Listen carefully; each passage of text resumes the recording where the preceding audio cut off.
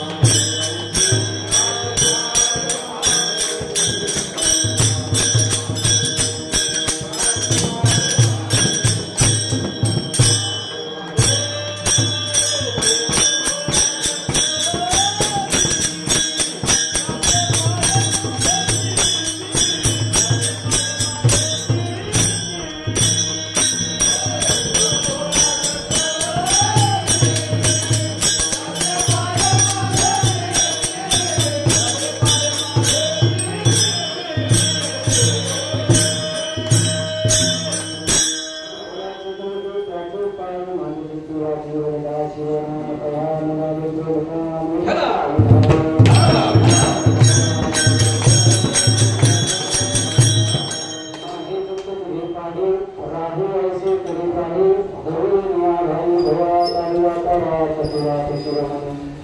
लावण्याची छानी मुकुट सगळ्यांनी धन्यतेची उदया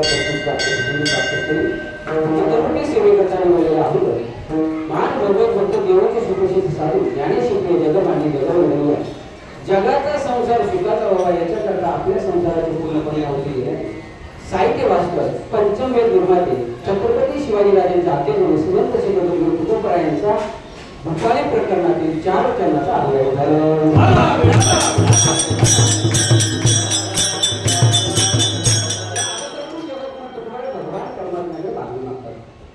अभंगाला सुरुवात करण्यापूर्वी अल्पसा पर्यावरणाचे गरजेचं आहे.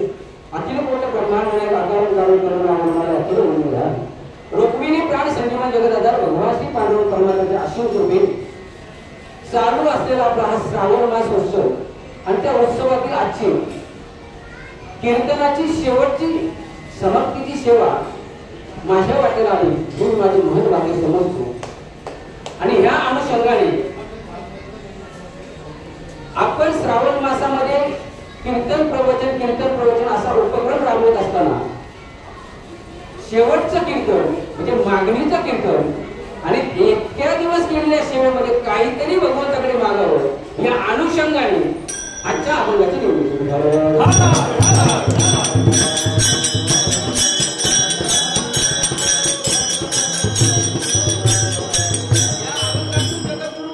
भगवान परमात्म्याकडे मागणी मागतात.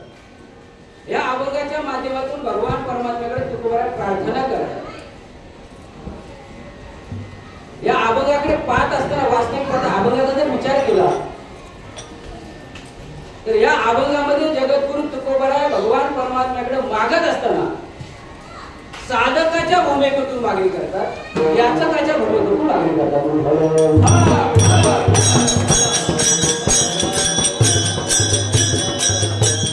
साधकाच्या भूमिकेतून केलेली मागणी आहे. पहिला प्रश्न असा निर्माण होतो, साधक कोणाला म्हणतो? ज्याच्या अंतःकरणामध्ये उद्धार व्हावा अशी इच्छा निर्माण होणं आणि ती इच्छा पूर्ण करण्याकरता प्रयत्न करणं त्याला म्हणतात साधक.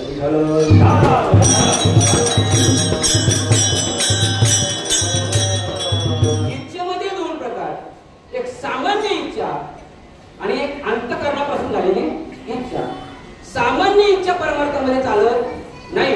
तसं 5-10 रुपये खिशामध्ये असणं ही सामान्य प्रक्रिया आहे आणि करोडो रुपये खिशामध्ये असणं ही इच्छा वेगळी. परमार्थामध्ये सामान्य इच्छा चालत नाही, सामान्य वास्तविकता कुठेच चालत नाही, संसारामध्ये सामान्य चालत नाही, व्यवहारामध्ये सामान्य चालत नाही. परमार्थामध्ये इच्छा निर्माण होणं म्हणजे अंतःकरणापासून भगवान परमात्म्याच्या प्राप्ती करता वेड होणं, भगवंताच्या प्रेमा करता वेड होणं याला म्हणतात अंतःकरणापासून निर्माण झालेली इच्छा.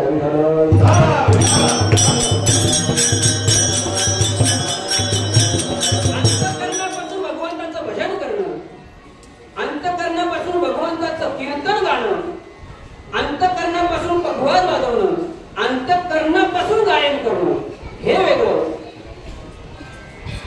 अंतःकरणापासून भक्ती करणं हे भगवंतापर्यंत पोहोचण्याचं साधन आहे. अंतःकरणामध्ये इच्छा नसताना भजन करणं, काहीतरी अपेक्षा ठेवून भजन करणं, काहीतरी अपेक्षा ठेवून कीर्तन करणं, काहीतरी अपेक्षा करून गाणं, काहीतरी अपेक्षा करून पकवान वाजवणं हे भगवंतापर्यंत पोहोचवणार नाही.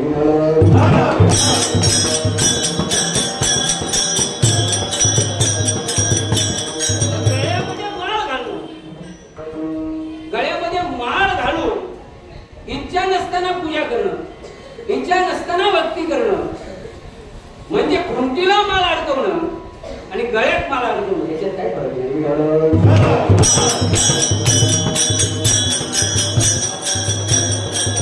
अभंगातून मागणी करत असताना याचकाच्या भूमिकेतून मागणी करतात, साधकाच्या भूमिकेतून मागणी करतात. तुकोबरा या अवस्थेमधून जात असताना तुकोबरा साधूबाईने अनेक प्रकारे साधना केल्या, भजन कीर्तन नामस्मरण अनेक प्रकारे, भंडारा डोंगरावर जाणे, बोरडा डोंगरावर जाणं, अनेक ठिकाणी जाऊन भजन करणं, पूजन करणं, प्रार्थना करणं, अनेक प्रकारे साधना करूनही भगवान परमात्म्याची प्राप्ती होत नव्हती. भगवान परमात्म्याची प्राप्ती होत नव्हती. अनेक प्रकारे साधना केल्या, अनेक प्रकारे अठ्ठास केला तुकोबारायांनी, परंतु साधना भगवंतापर्यंत पोहोचत नाही. आपण केलेली साधना भगवंतापर्यंत रुजू होत नाही. आणि म्हणून तुकोबारायांच्या अंतःकरणामध्ये संकोच निर्माण झाला की मी इतकी साधना करूनही, इतकी उपासना करू, रात्रंदिवस भजन करून, अट्टास करूनही मला भगवान परमात्म्याची प्राप्ती तर सोडा, भगवान परमात्मा माझ्या स्वप्नात सुद्धा येत नाही, भगवान परमात्म्याचं मला दर्शन होत नाही. आणि असं जर घडत असेल तर जी माझी इच्छा आहे की माझा उद्धार व्हावा, साधकाच्या अंतःकरणामध्ये इच्छा असते की माझा उद्धार केव्हा होईल, माझा उद्धार होईल की नाही, काही मी उद्धार पावेन, कृपा करील नारायण, ऐसे तुम्ही सांगा संत जन, जरा समाधान चित्त माझे. जगद्गुरु तुकोबाराय संतांना शरण जातात, संतांना विनंती करतात, माझा उद्धार होईल की नाही, उद्धार होईल तर कशाने होईल, मी अनेक प्रकारे साधना करूनही माझा उद्धार होत नाही, याच्याकरता मला काय करावं लागेल. अंतःकरणामध्ये उद्धाराची इच्छा आहे. परमार्थ करत असताना प्रत्येकाला वाटतं मी कीर्तनाला गेल्याच्या नंतर मी जे पुण्य कमवलंय ते पुण्य माझ्या मुलाबाळांच्या वाटेला येईल. पण असं होत नाही. भागवतामध्ये एकनाथ महाराजांनी वर्णन केलं, उद्धरेत आत्मनात मानव, स्वतःचा उद्धार स्वतःच करायचा आहे. आपण केलेल्या पुण्याचा वाटेकरी आपल्या घरातला एकही माणूस होणार नाही. प्रत्येकाने जे पुण्य कमवलंय ते त्याच्या करता आहे.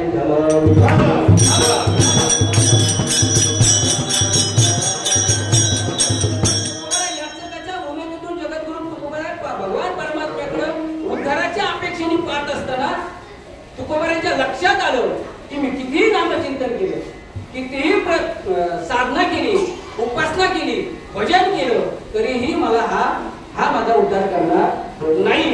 कारण भगवान परमात्म्याचा स्वभाव आहे मनुष्य जीवन आणि देवाचं जीवन हे स्तुतिप्रिय जीवन आहे. जसं माणसाला निंदा आवडत नाही पण स्तुती आवडते, माणसाला निंदा केलेली आवडत नाही पण स्तुती केलेली आवडते. देवाचं तसंच आहे. निंदा अथवा स्तुती करावी देवाची, कीर्ती मानवाची करू नये किंवा वर्णू नये. म्हणजे देवाला स्तुती आवडते आणि त्याची जर स्तुती केली आणि समजा जो प्रसन्न झाला तर मला काय केली ती या अपेक्षेने जगद्गुरु तुकोबारायांनी कीर्तन करत असावे. जगद्गुरु तुकोबारायांनी एखादा अखंड हरिनाम सप्ताह असावा, त्या ठिकाणी जगद्गुरु तुकोबाराय कीर्तन करत असावे आणि त्या कीर्तनाच्या माध्यमातून भगवान परमात्म्याचं गुणगान गात असतील, लीला गात असतील, त्याचं चिंतन करत असतील आणि कटाक्षाने भगवान परमात्म्याला न्याहाळत असतील. आणि न्याहाळत असताना जगद्गुरु तुकोबारायांनी देवाच्या चेहऱ्याकडे पाहिलं, त्याचं वर्णन करत असताना, त्याचं गुणगान गात असताना, त्याचं चिंतन करत असताना भगवंताच्या चेहऱ्याकडे पाहिलं आणि भगवंताचा चेहरा जसा प्रसन्न दिसला, भगवंत खुश दिसले, समाधानी दिसले. आणि हे सर्व पाहिल्याच्या नंतर जगद्गुरु तुकोबाराय भगवान परमात्म्याच्या समोर जाऊन गेले. जसं आपल्याला एखाद्या व्यक्तीला काहीतरी मागायचंय, एखाद्या गावातला सावकार असेल आणि त्या सावकाराकडे आपल्याला काहीतरी मागायचं असेल आणि मागण्याकरता जर तुम्ही त्या सावकाराच्या घरी गेला आणि गेल्याच्या नंतर त्या सावकाराकडे जर तुम्ही काही डायरेक्ट मागणी केली की मला 10,000 रुपये पाहिजे असं जर तुम्ही म्हटले तर तो सावकार तुम्हाला लगेच पैसे देणार नाही. मग त्या ठिकाणी गेल्याच्या नंतर पहिला आपल्याला त्या सावकाराचं काय करावं लागेल, स्तुती करावं लागेल की ह्या गावामध्ये किंवा ह्या जिल्ह्यामध्ये, ह्या तालुक्यामध्ये तुमच्यासारखा माणूस पाहायला सापडणार नाही. अशी अनेक प्रकारे सावकाराची स्तुती केल्याच्या नंतर तरीही जर सावकार तयार होत नसेल किंवा सावकाराची पत्नी मुलगा जर बाहेर असेल आणि त्या मुलाकडे पाहून जर आपण त्या मुलाचं वर्णन करायला सुरुवात केली, ते काळ का असना, गोड का असना, कसंही असलं, घटनाट जरी असलं तरी त्या मुलाचं जर आपण वर्णन केलं, त्या मुलाचं आपण चांगलं वर्णन केलं आणि त्या सावकाराच्या बायकोने जर ते ऐकलं तर ती सावकाराची बायको बाहेर येऊन त्या सावकाराला सांगते, माणूस चांगला आहे, स्वज्वल आहे, आपल्याविषयी त्याच्या अंतःकरणामध्ये प्रेम आहे. तुकोबाराचा एक अभंग आहे, मजते तयाची संगती मग मी कमळापती. म्हणजे तुकोबा आपल्याला काही जर मागायचं असेल, ज्याच्याकडे मागायचं आहे त्याची आपण काय केली पाहिजे, स्तुती केली पाहिजे. ह्या अनुषंगाने जगद्गुरु तुकोबाराय भगवान परमात्म्याच्या समोर उभे राहिले, नामचिंतन करत होते, भजन करत होते, त्याच्या लीला गात होते. भगवंताचा चेहरा पाहिला, आनंदी दिसल्याबरोबर तुकोबाराय समोर उभे राहिले. आणि तुकोबाराय उभे राहिल्याच्या नंतर देवही समजले, आता तुकोबाराय आपल्याला काहीतरी मागणार. आणि या अनुषंगाने भगवान परमात्मा तत्पर उभे राहिले. भगवंताला वाटलं तुकोबाराय संसारातलं काहीतरी मागतील. तुम्ही आम्ही जर भगवंतासमोर उभे राहिलो तर उद्धाराच्या इच्छेने भगवंतासमोर उभं न राहता संसारातील गोष्टी मागण्याकरता उभं वाढावी, संतांना भरोई व्हावे. आणि या अपेक्षेने आपण भगवंतापर्यंत जातो. आतापर्यंत कीर्तनकार असो, प्रवचनकार असो, गाणारा असो, पकवाज वाजवणारा असो, नंतर श्रवण करणारे असो, किंवा तुम्ही आम्ही सर्व इथं बसलेला असो, एकालाही असं अंतःकरणापासून वाटत नाही की माझा उद्धार व्हावा. आणि माझा उद्धार व्हावा असं जर वाटलं असतं तर तुम्ही आम्ही संसारामध्ये थांबलो नसतो. म्हणजे सांगायचा मुद्दा आहे, तुकोबाराय भगवंतासमोर उभे राहिल्याच्या नंतर उद्धाराच्या अपेक्षेने उभे राहिले, संसारातील काहीतरी मागतील. या अनुषंगाने भगवंताने तुकोबारायकडे हसून पाहिल्याबरोबर तुकोबारायने सांगितले, तुकोबाराय म्हटले, देवा तुझ्या मनामध्ये जे आहे ते मागण्याकरता मी तुझ्या समोर उभा नाही. माझी जी मागणी आहे ती वेगळ्या स्वरूपाची आहे. मला जे मागायचं आहे ते देण्याची तुमच्यामध्ये क्षमता आहे की नाही ही मला सांगता येत नाही. तो अनेकांना जे मागितलं ते अनेकांना दिलं. ज्यांनी संसारातलं मागितलं त्याला संसारातलं दिलं. देव इतका तत्पर आहे की तुम्ही ज्या संसारातल्या गोष्टी मागितल्याबरोबर तत्पर तो देतो, तर परमार्थातल्या गोष्टी तो तत्परतेने देत नाही. तुकोबाराय भगवंतासमोर उभे राहिले. भगवंताला सांगितलं, भगवंता मी आज मागण्याकरता आलोय आणि मी जे मागणार आहे ते तुला द्यावा लागेल. या अपेक्षेने मी तुझ्या जवळ आलोय. अभंगाचं पहिलं चरण. माझे चित्त तुझे पायी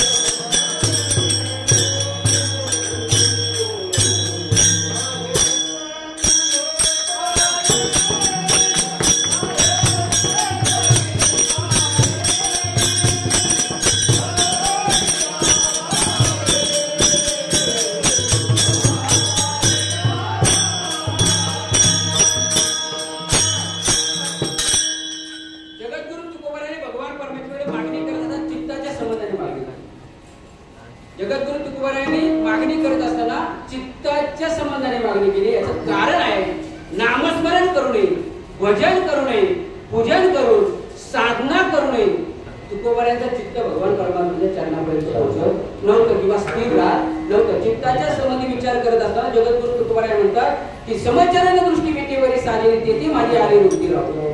की जे समचरण आहे त्याच्या ठिकाणी माझी चित्ताच्या संबंधाने अनेक अभंग जगद्गुरु तुकोबारायांचे अनेक अभंग आहेत आणि त्या अभंगाच्या माध्यमातून जगद्गुरु तुकोबारायांनी केवळ एकच मागणी केली की माझं चित्त तुझ्या चरणाच्या ठिकाणी स्थिर कर.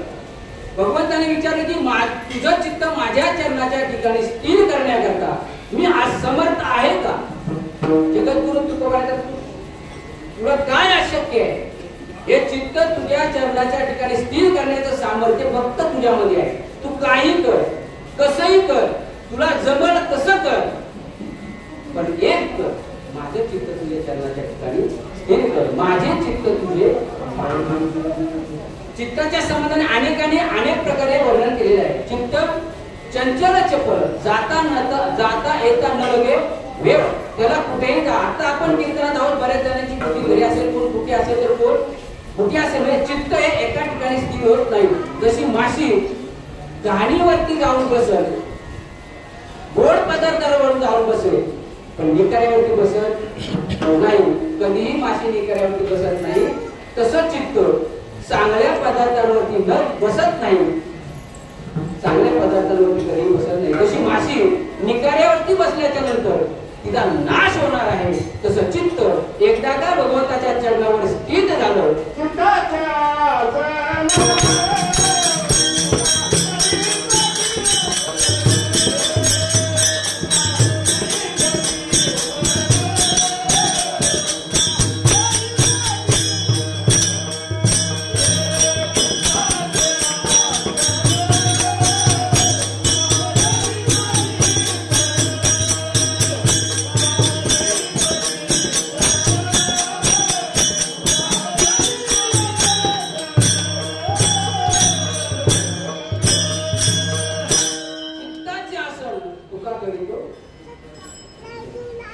चित्ताचं आसन बनवण्याकरता ते चित्त भगवान परमात्म्याच्या चरणाजवळ स्थित झालं पाहिजे.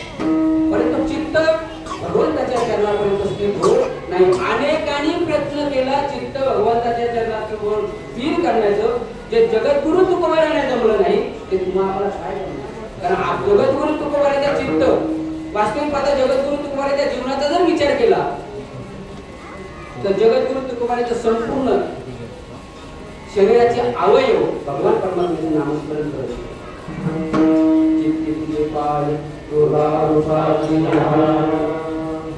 हाताने वाजवायची तर टाळी वाजवायची ती कीर्तनामध्ये वाजवायची. पायी तीर्थयात्रा डोळा वगैरे रूप डोळ्याने पाहायचं तर भगवंताचं रूपच पाहायचं. जगद्गुरु तुकोबारायांनी जे अवयव आहेत तर प्रत्येकाला काम घालून दिलं होतं. काम पायाने जर चालायचं असेल तर तीर्थाला जा. हाताने जर टाळी वाजवायची असेल तर भजनामध्ये किंवा कीर्तनामध्ये वाजव. डोळ्याला जर पाहायचं असेल तर तू फक्त भगवंताचं रूपच पाहायचं. मुखाने बोलायचं असेल तर माझं फक्त नामच गायचं. वाचेला सांगितलं मी सांगलं तेच बोलायचं इतर बोलायचं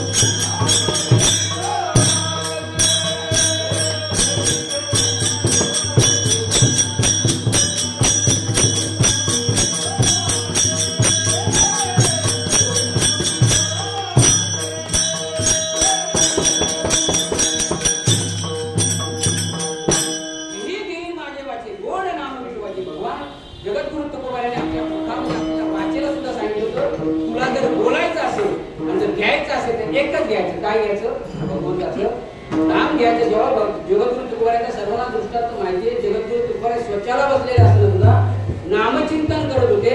काही लोकांनी विचारले जगद्गुरु तुकोबाराय तू अपवित्र ठिकाणी अपवित्र क्रिया करत असताना तुम्ही नामस्मरण करता. जेव्हा जगद्गुरु तुकोबारायांनी त्यांना उत्तर दिलं, माझी मदत झाली अनावरवाच्या छंद या माझ्या अवयवांवरती माझा ताबा नाही असे म्हणणारे जगद्गुरु तुकोबाराय काही ठिकाणी म्हणतात इंद्रियाचे धनी आम्ही झालो. तुकोबारायची अवस्था, तुकोबाराय या अवस्थेमधून जात असताना जगद्गुरु तुकोबारायचं तुम्ही जीवन जर पाहिलं, जेव्हा तुकोबारायांना जगद्गुरु तुकोबारायांचं चित्त भगवंताच्या चरणाजवळ स्थिर होत नाही, माझा उद्धार होईल की नाही अशी जेव्हा त्यांना उत्कंठा लागली होती, जगद्गुरु तुकोबारायांना अन्न गोड लागत नव्हतं. अन्न विषया समान वाटत होतं जगद्गुरु तुकोबारायांना. काय खातो आम्ही कासया सांगा की ही अवस्था जगद्गुरु तुकोबारायांची केव्हा झाली, जेव्हा त्यांच्या मनामध्ये विचार आला की माझा उद्धार होईल की नाही. आणि म्हणून जगद्गुरु तुकोबाराय भगवान परमात्म्याला शरण गेले. भगवान परमात्म्याला सांगतात की माझं चित्त तुझ्या चरणाच्या ठिकाणी स्थिर कर, माझे चित्त तुझे पाहिजे राहो ऐसे करी काही. तुझ्या चित्ताच्या ठिकाणी तुझ्या चरणाच्या ठिकाणी माझं चित्त राहील असं तू काहीतरी कर. आणि एकदा का माझं चित्त तुझ्या चरणाच्या ठिकाणी स्थिर झालं की जो हा भवसागर आहे, त्या भवसागरातून तुम्ही मला हाताला धरून या भवसागरातून काय करा, बाहेर करा. माझे चित्त तुझे पाहिजे राहो ऐसे करी काही. दररोज या बाई भवात आली दाताला. हा जो जन्म मरणाचा जो फेरा आहे, पुनरपी जननम पुनरपी मरणम पुनरपी जननी जन्मे शयनम, पुन्हा पुन्हा जन्माला येणं आणि पुन्हा पुन्हा मरणं, ह्या जो जन्म मरणाचा जो भवसागर आहे, त्या भवसागरातून तरुण जाण्याकरता मला जो काही अडपटा येईल तो बाजूला करून माझ्या हाताला धरून बाहुला धरून मला या भवसागरातून तारून न्या. आणि ही मागणी करत असताना जगद्गुरु तुकोबारायांच्या मनामध्ये आणि शंका निर्माण झाली, इतकं बोलणे जर भगवान परमात्मा माझा ऐकत नसतील तर अजून काहीतरी याची स्तुती केली पाहिजे. ती स्तुती जगद्गुरु तुकोबाराय अभंगाच्या दुसऱ्या चरणात करतात.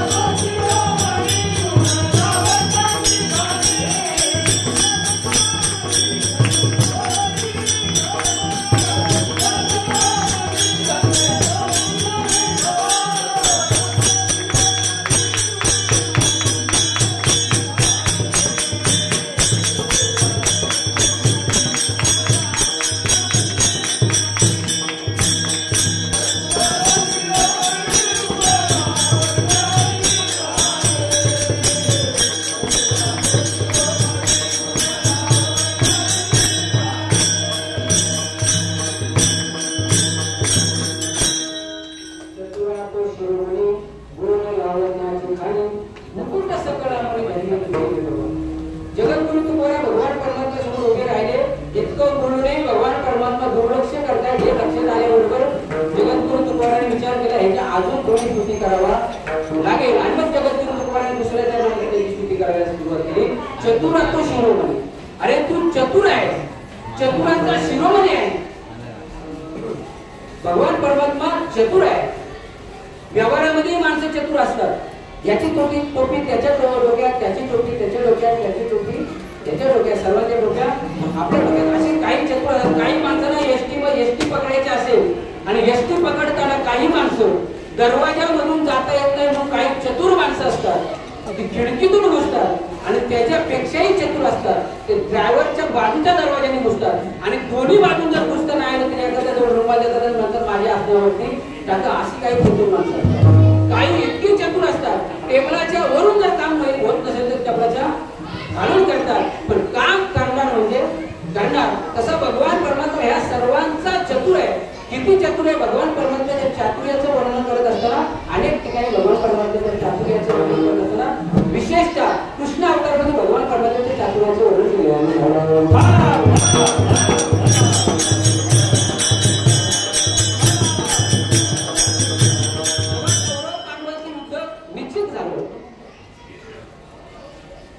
पांडवांचं युद्ध निश्चित झालं, युद्ध होणार, ते युद्ध कुरुक्षेत्रावरती होणार, जागा निश्चित झाली, युद्धाचे ठिकाण निश्चित झालं, युद्धाचा वेळ निश्चित झाली आणि सर्व तयारी झालेली असताना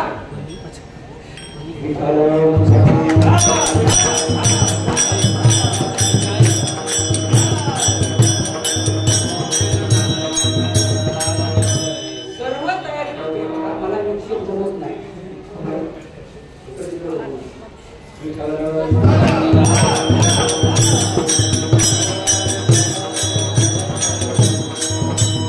युद्ध निश्चित झालं आणि युद्ध निश्चित झाल्याच्या नंतर ह्या युद्धामध्ये वर्णसंकर होणार, अनेक योद्धे मारले जाणार, शूरवीर मारले जाणार, जनावर मारले जाणार, हत्ती घोडे असे अनेक अश्व मारले जाणार, रक्ताचे पाठ वाहतील, दोन्ही बाजूचं सैन्य मारलं जाणार. म्हणून भगवान परमात्म्याने हे युद्ध न व्हावं याच्याकरता कौरवांकडे शिष्टाई करण्याकरता भगवान परमात्मा निघाले. शिष्टाई करण्याकरता निघाले असताना अर्जुन आडवा आला, द्रौपदी आली, भगवंताला सांगितलं भगवंता युद्ध निश्चित झालंय, युद्धासाठी लागणारी सामग्री जमा झालेली आहे, युद्धाचं ठिकाण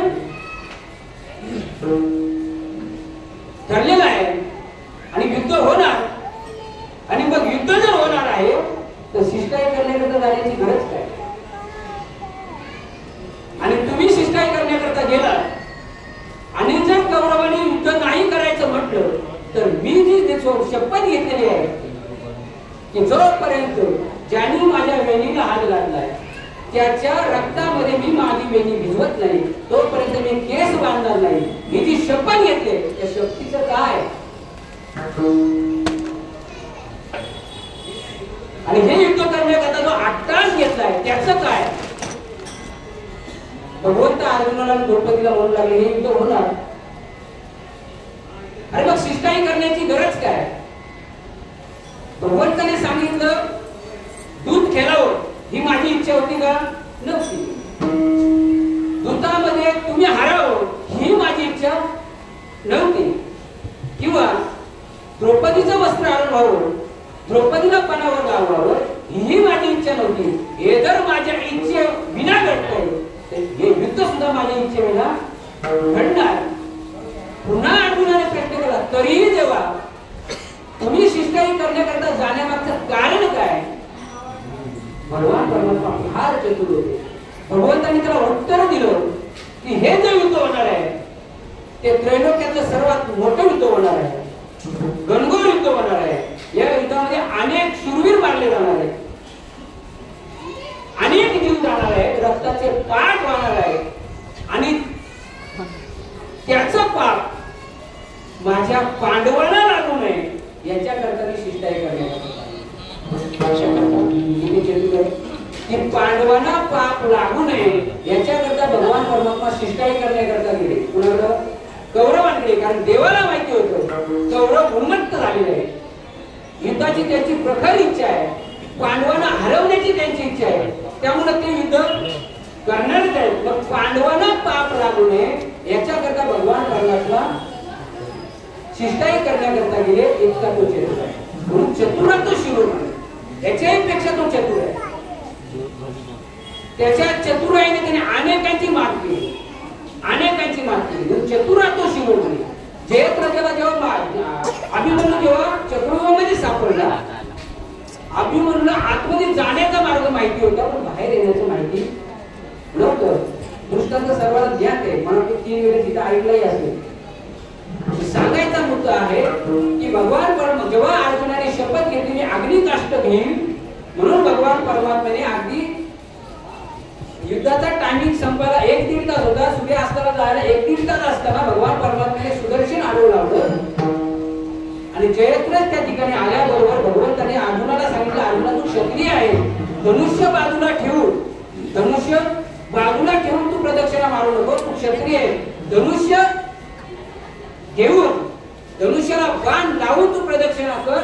आणि अर्जुनाने धनुष्याला बाण लावल्याबरोबर भगवंताने सुदर्शन बाजूला केलं आणि सांगितलं अर्जुना तो बघ जयद्रथ इतका तो चतुर आहे. म्हणून चतुर राहतो शिरोमणी.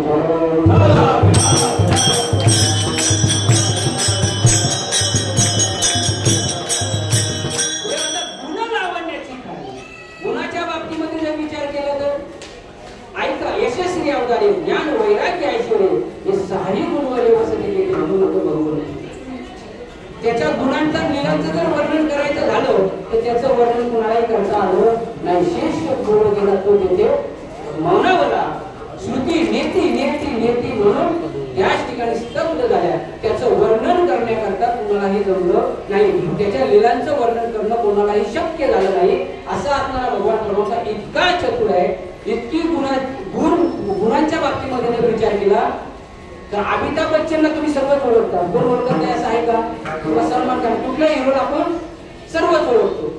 तो कुठली भूमिका जरी केली, तो जरी एखाद्या नोकराची भूमिका करत असेल, राजाची भूमिका करत असेल, हिरोची भूमिका करत असेल, गुंडाची भूमिका करत असेल, कुठलीही जरी भूमिका केली तरी त्याचा चेहरा पाहिल्याबरोबर आपल्या लक्षात येते हा कोण आहे? अमिताभ बच्चन. हा कोण आहे? सलमान खान आहे. पण भगवंताच्या बाबतीमध्ये तसं नाही. भगवान शंकर ज्याचे मित्र आहे आणि ब्रह्मदेव त्याचा बाप आहे. ब्रह्मदेवाचा बाप भगवंत आहे. ज्याला आपल्या बापाला ओळखता आलं नाही आणि ज्याला आपल्या मित्राला ओळखता आलं नाही, इतकं त्याचं लावण्य फार गंभीर आहे. भस्मासुराला भगवान परमात्म्याने आशीर्वाद दिला. भस्म आणण्याकरता तेवढा भस्मासुराला भस्म भेटत नाही म्हणून सांगितलं तुझ्यावर ज्याच्यावरती आज करून त्याचं भस्म आहे ते भस्म तू घेऊन येत. मेल्यानंतर भस्म व्हायला टाइम लागतो आणि हात ठेवल्यानंतर फुरत होते. भगवान त्यांना आशीर्वाद दिला. हात ठेवून तिथं भस्म. एक दिवस त्याच्या लक्षात आलं ज्याने आशीर्वाद दिला त्याच्याच डोक्यावरती जर हात ठेवला तर तोही भस्म होईल. त्या अनुषंगाने भस्मासुर भगवान परमात्म्याच्या मागे लागला आणि भगवंताच्या मागे लागल्याच्या नंतर भगवंताने मायाचं रूप घेतलं, मोहिनी रूप धारण केलं. मोहिनी रूप धारण करून भगवान परमात्म्याने नृत्य करायला सुरुवात केली आणि ते मोहिनी रूप भगवंत आणि भगवान शंकराने पाहिलं. भगवान शंकराला सुद्धा ओळखता आलं नाही. ते मोहिनी रूप पाहिल्याच्या नंतर भस्मासुराची इच्छा झाली की माझं लग्न हिच्याबरोबर व्हावं म्हणून भगवंताने मोहिनी रूप धारण केलं होतं. भगवंताने सांगितलं तुला जर वाटत असेल मी तुझी राणी व्हावी, तुझ्याशी माझं लग्न व्हावं तर तुला एक करावं लागेल. मी जसं नृत्य करेन तसं तुला नृत्य करावं लागेल. भगवंताने नृत्य करायला सुरुवात केली आणि ते नृत्य करत असताना भगवान परमात्म्याने स्वतःचा हात जसा डोक्यामध्ये ठेवला तसा भस्मासुराने आपला हात डोक्यावर ठेवला. त्याचा भस्म झाला म्हणजे भगवंताला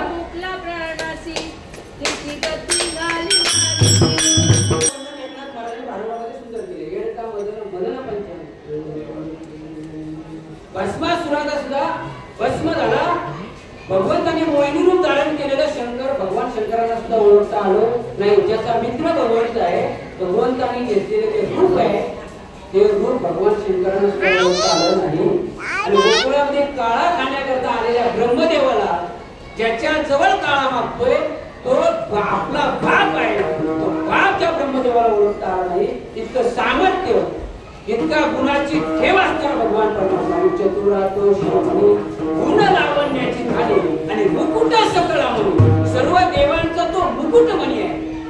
याचं वर्णन करत असताना शास्त्रामध्ये असं वर्णन केलंय जेव्हा देव आणि दानव यांचं युद्ध झालं, अनेक दिवस युद्ध चालू होतं. 1 महिना 2 महिना 3 महिने देव आणि दानव यांच्यामध्ये युद्ध झालं, घनघोर युद्ध झालं आणि ते युद्ध देव जिंकणार नाही असं जेव्हा भगवानच्या लक्षात आलं, भगवान परमात्मा तिथं आले, ते युद्ध जिंकलं आणि ते युद्ध जिंकल्याच्या नंतर सर्व देवांना अभिमान झाला आणि ज्यांनी युद्धामध्ये चांगली कामगिरी केली त्याचा सत्कार ठेवण्याकरता एक मोठी सभा ठेवली आणि त्या सभेमध्ये सर्व देव, इंद्र चंद्र सर्व देव उपस्थित होते आणि त्या सभेमध्ये असं ठरलं, प्रत्येकाला वाटत होतं मी चांगली कामगिरी केली, प्रत्येकाला वाटत होतं, इंद्राला वाटत होतं मी चांगलं युद्ध केलं, चंद्राला वाटत होतं मी चांगलं युद्ध केलं, सूर्याला वाटत होतं मी चांगलं युद्ध केलं, प्रत्येकाला वाटत होतं मी चांगलं युद्ध केलं, पहिला सत्कार माझा होणार, प्रत्येकाला अभिमान झाला होता. आणि हे जेव्हा भगवंताच्या लक्षात आलं, भगवंताने विचार केला की यांचा आलेला अभिमान कुठेतरी थांबला पाहिजे म्हणून भगवान परमात्म्याने 11 विकराचं रूप धारण केलं आणि त्या सभेच्या मंडपाबाहेर उभे राहिले आणि उभं राहिल्याच्या नंतर सर्व देवांनी विचार केला, पृथ्वीवरती असलेले सर्व दानव आपण संपवले, एकही दानव शिल्लक ठेवला नाही. मग हा एवढा बलाढ्य आणि एवढा 11 विकराल असणारा दानव कोण? आणि हे विचारण्याकरता इंद्राने चंद्राला सांगितलं की चंद्रदेव जा आणि भगवंताला विचारा जाऊन विचारा की तो कोण आहे. चंद्राने जाऊन भगवंताकडे त्या दानव स्वरूपाला भगवान परमात्म्याजवळ गेला आणि भगवंताला त्याला विचारलं की तुम्ही कोण आहात. तो सांगायला तयार नाही. पुन्हा विचारलं तुम्ही कोण आहात, तरी सांगायला विचार नाही. चंद्राने सांगितलं माझ्यामध्ये इतकी शीतलता आहे, माझ्यामध्ये इतकी शीतलता आहे, मी जर ठरवलं तर तो आहे या अवस्थेमध्ये तुला गार करून मारण्याची क्षमता माझ्या ठिकाणी आहे. तरी सांगायला तयार नाही. शेवटी चंद्र पाय आपटत परत आल्याबरोबर सूर्याने ती अवस्था पाहिली. सूर्याने विचार केला, मोठेपणा करून पुढे गेला, तुझ्या ते जमणार नाही, ते काम माझं आहे. म्हणून सूर्य निघाला. सूर्याने तसंच विचारण्याचा प्रयत्न केला. भगवंताने सांगितलं अरे माझ्यामध्ये इतकी दाहकता आहे की तुला आहे या ठिकाणी भस्म करण्याचं सामर्थ्य माझ्या ठिकाणी आहे. तरीही तू भगवान त्यांनी सांगितलं की तुझ्यात जरी ती सामर्थ्य असलं तर तू मला जाणू शकत नाही. त्याने आपली दाहकता निर्माण केली तरीही काही झालं नाही. शेवटी तो परत आला. वायुदेव गेला. वायूची तीच अवस्था झाली. वृक्षाची पाणी हले याची सत्ता, ज्याच्या सत्तेने सूर्य चालतो, ज्याच्या सत्तेने चंद्र चालतो, ज्याच्या सत्तेने इंद्रपद प्राप्त होतो, अशा सर्व देवांनी प्रयत्न केले आणि ते प्रयत्न करून झाल्याच्या नंतर सर्वांच्या लक्षात आलं की इथं दुसरं तिसरं कोणी नसून हा साक्षात भगवान परमात्मा आहे. सर्व देव भगवंताला शरण गेले. तेव्हा भगवंताने सांगितलं तुम्हाला जो झालेला अभिमान आहे तो अभिमान घालवण्याकरता मी या ठिकाणी आलो. त्याचं कारण असं आहे, सर्व देवांचा अधिपती आणि सर्व देवांचा मुकुटमणी मी आहे.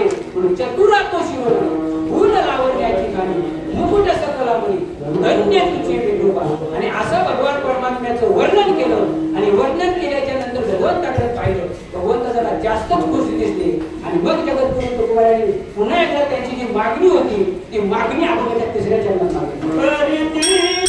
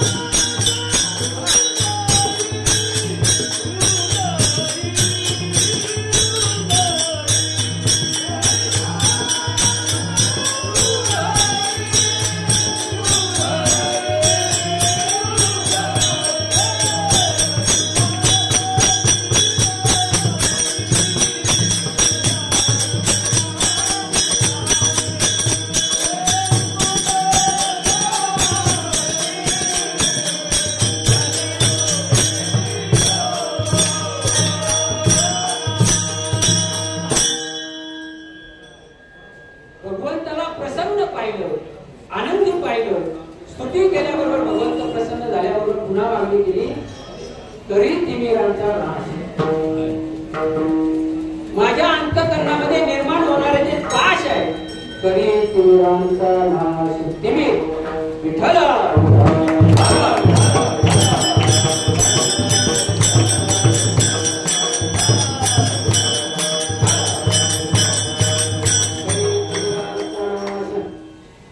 रजोगुण तमोगुण सत्वगुण या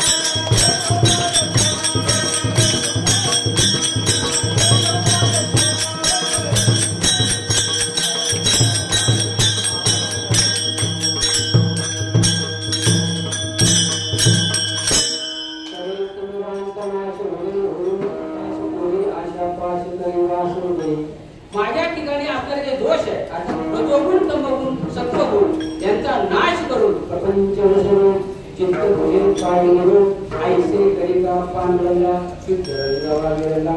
माझ्या चित्तामध्ये विकार आहे ते बाजूला कर आणि ते बाजूला करून माझ्या अंतःकरणामध्ये तू प्रकाशमान हो. चतुरात करे तुरांचा नाश हृदय होऊन प्रकाश करी आशा पास. माझ्या ठिकाणी माझ्या अंतःकरणामध्ये असणारी आशा आहे, जे पाश आहे, जी वासना आहे. आशा पास म्हणजे काय? संसाराची आशा असणं, पैशाची आशा असणं, म्हणजे संसारिक जीवन जगत असताना ज्या आशा आहेत, ज्या अपेक्षा आहेत, त्या बाजूला थोडी आशा पाश करी वास होतोय, ते सर्व बाजूला करून माझ्या अंतःकरणामध्ये असलेला अंधकार बाजूला कर आणि तो अंधकार बाजूला करून माझ्या हृदयामध्ये असणाऱ्या भगवंताचे प्रकाशमान हो. आणि पुढच्या चरणात सांगतात पाहे माझी असो तुम्हाला चिंता. पाहे गुंतलो नेनता, मी नेनता आहे, मी काय करावं कसं करावं मी जाणत नाही. नेनता म्हणजे काय? न जाणणार, ज्याच्यातलं मला ज्ञान नाही. आता जगत तुम्हाला ज्ञानी होते, पण चित्त तुझ्या ठिकाणी कसं स्थिर करायचं याच्याविषयी माझ्या ठिकाणी ज्ञान नाही. म्हणून जगत विनंती करतात पाहे गुंतलो नेनता माझी असो तुम्हा चिंता. आता जे काय करायचं ते तुम्ही करा, माझी जी काय चिंता व्हायची ती तुम्ही व्हा. पाहे गुंतलो नेनता माझी असो तुम्हा चिंता. तुका देवी माता काही आता राखावी. हा माता मी तुमच्या चरणावर ठेवलेला आहे. माथा वेगळं आणि डोकं वेगळं. डोकं म्हणजे पूर्ण आणि माथा म्हणजे हा. आणि हा माता मी तुझ्या चरणावर ठेवलेला आहे. आता जे काय करायचं ते तू कर, कसंही कर, काही कर, माझं चित्त तुझ्या चरणाच्या ठिकाणी स्थित कर. असा ह्या अभंगाचा अल्पशा भाव तुमच्या समोर मांडण्याचा प्रयत्न केलेला आहे. बरोबर असेल किंवा चुकीचं असेल, माझ्या बुद्धीला जो भावला, जे मी चिंतन करण्याचा प्रयत्न केला ते चिंतन स्वानंद सुखराची सद्गुरू जो मला वारकरी शिक्षण संस्थेची गोळी होईल हरिभक्त मराय शांती ब्रह्म मारुती बाबा पुरेकर दाता मूर्ती रामभाऊ महाराज राऊळ मुकेकर शास्त्री ज्यांच्या समोर बसून अध्ययन करण्याचा योग जीवनामध्ये प्राप्त झाला. असा योग पुन्हा पुन्हा जन्माला यावं आणि पुन्हा पुन्हा जो महाराज वारकरी शिक्षण संस्थेमध्ये शिकण्याचं भाग्य प्राप्त व्हावं अशी इच्छा भगवान पांडुरंगाच्या चरणी प्रार्थना अर्थात इच्छा प्रकट करतो. झालेली सेवा वास्तविक पाहता जर विचार केला तर आपण जवळजवळ 2 ते 3 वर्षापासून हा आपण उपक्रम राबवतोय. आणि हा उपक्रम राबवत असताना आपणच आपल्या विभागातील नवनवीन कीर्तनकार असतील, प्रवचनकार असतील, त्यांना हे व्यासपीठ आपण निर्माण करून दिलेलं आहे. आणि हे व्यासपीठ ज्यांच्यामुळे निर्माण झालंय ते ओम आदिनाथ विश्वेश्वर मंदिर आणि मंडळ यांच्या संयोजनाने हे व्यासपीठ निर्माण झालेलं आहे.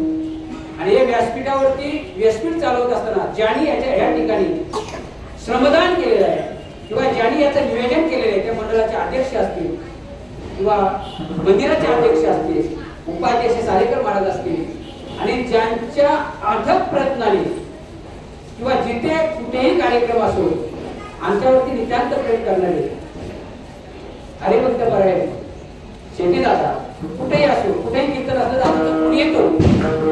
वेळेअभावी कधी कधी येता येत नाही, परंतु जसं जमेल तसं येण्याचा प्रयत्न करत असतो. म्हणून त्यांच्या चरणी तुम्हा सर्व टाळकऱ्यांच्या चरणी मृदंगाचार्यांच्या चरणी समर्पित करतो आणि शेवटला पूर्ण विराम देतो. ज्ञानेश्वर